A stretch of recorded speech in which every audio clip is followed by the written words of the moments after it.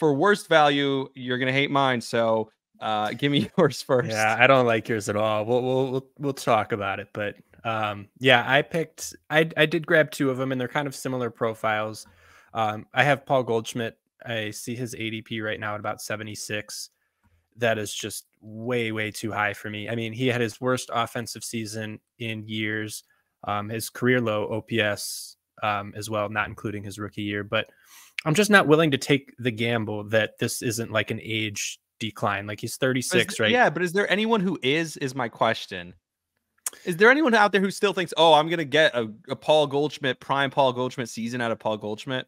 Well, no, but when you're drafting him 76th, I think there's guys much late. Like I would take Casas, I would take Torkelson, I would take 6 guys that are behind him instead of him at 76. I'd take Christian Walker. Like there's just no world where I'm going to be the guy in my room who likes Paul Goldschmidt the most. Like somebody's always going to like him and say, oh, this is such a steal. He's usually picked 76 and they'll take him at 90 and they'll say, oh, I got a great deal. I don't know if I buy it. Again, I think there's going to be some continued regression.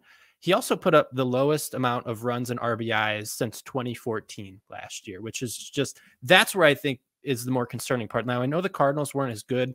They're hoping to be better, but they have a lot of question marks. They have a lot of things. He doesn't even really steal bases anymore. So yeah. like that was one of the things that gave him value at first base, was he was stealing bases where other first basemen weren't. And maybe that would make up for the lack of home runs compared to the top first baseman. You know, maybe he was sitting more 25-30 as opposed to 30-40, right?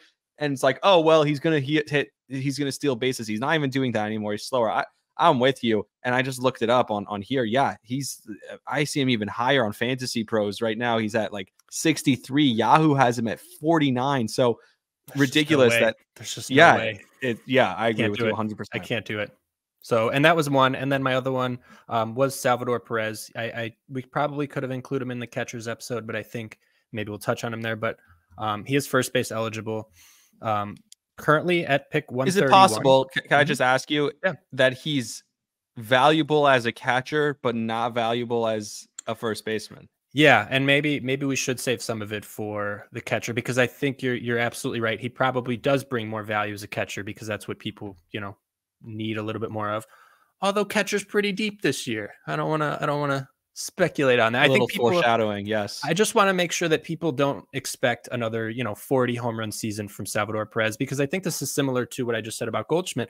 I do think there's some age-related decline here. And so the thing that also just scares me with him is his profile is already like teetering on the brink of like, you could collapse very, very quickly if things don't, if you don't hit the ball perfectly. Like he was in the bottom 1 percentile in both walk rate and high chase rate. So he doesn't walk. He chases a lot of pitches. Like you have to have a lot of things go right for you to put up a good fantasy season. And at pick 131, there's not a chance I'm touching him there. Before we get to my worst value, for a second, Christian Encarnacion-Strand, you love the Reds. And I tweeted at you today because I'm like, if you bring him up, I'm unsubscribing from the podcast.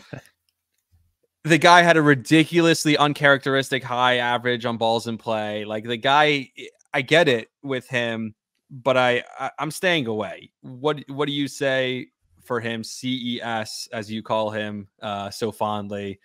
I'm shocked he's not on your list of players that you definitely are drafting. It's the price. I mean, that's what it boils down to right now. I see him at 144. That's even a little high for me.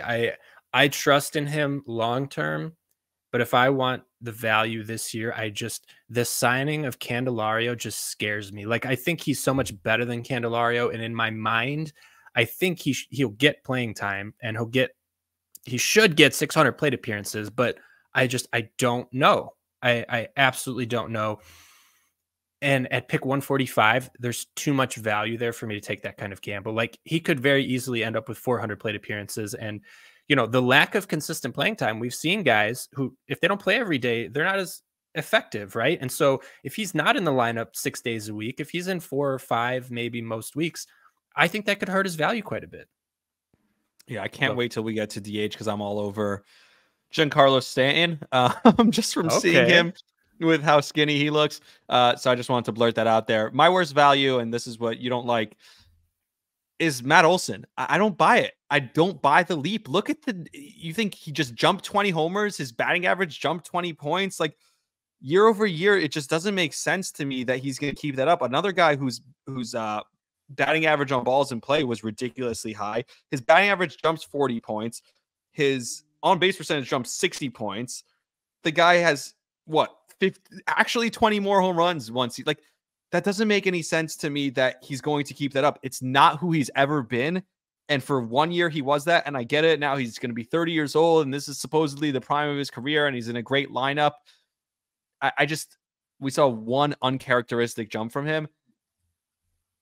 I don't know. I think Freddie's much better than him. I take Alonso over him. I take Harper over him. There's guys I take ahead of him that I think he's just going to revert back to who he's been his entire career prior to this one season.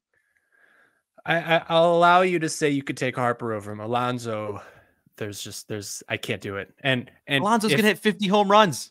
His batting average on balls in play, Alonso this year was 206. Like the guy was wickedly unlucky. You know what I mean? Olson just did hit 50 home runs. And he's a 30 home run guy, though he's not a 50 home run player.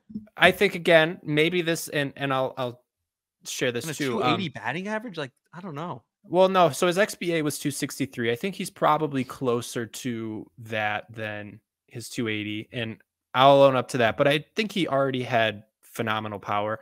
The thing that I think is most valuable, and I don't have the number in front of me, so give me 2 seconds, but it's his RBIs and runs. Again, being on the best 139 and 127. Yep.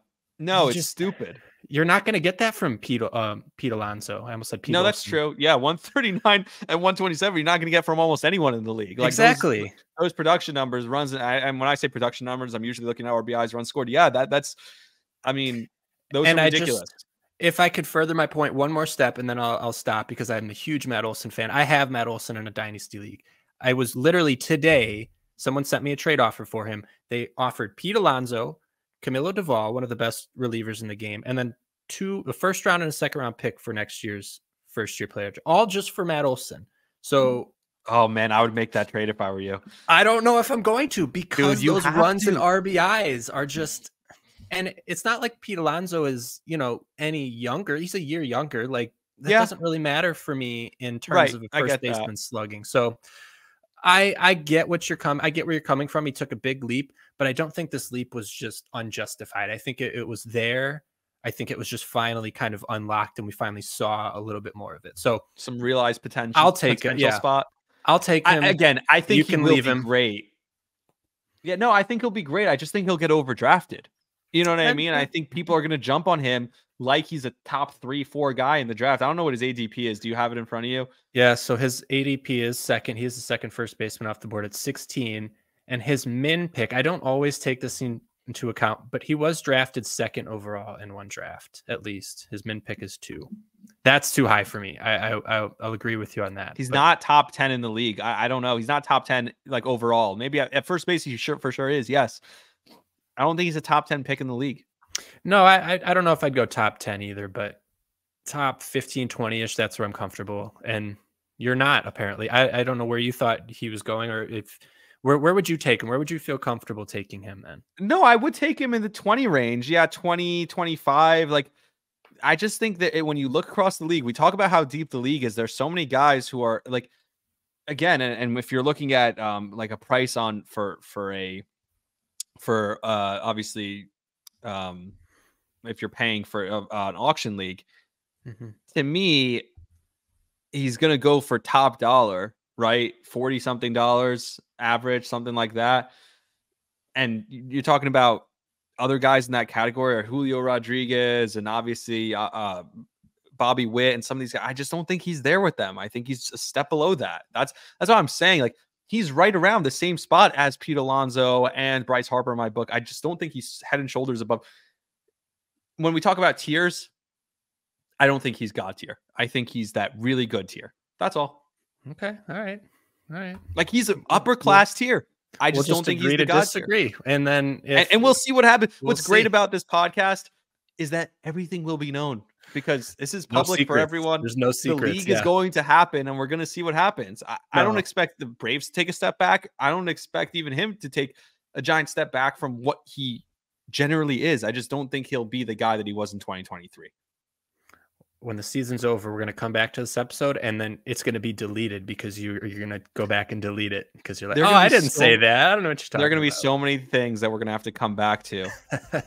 I mean, that's just how it works, because this is the prediction business. It's fantasy baseball. I mean, we're going to be wrong about 90% of what we talk about. Just kidding, everyone. Still listen. It's going to be really good. We're going to be right all the time.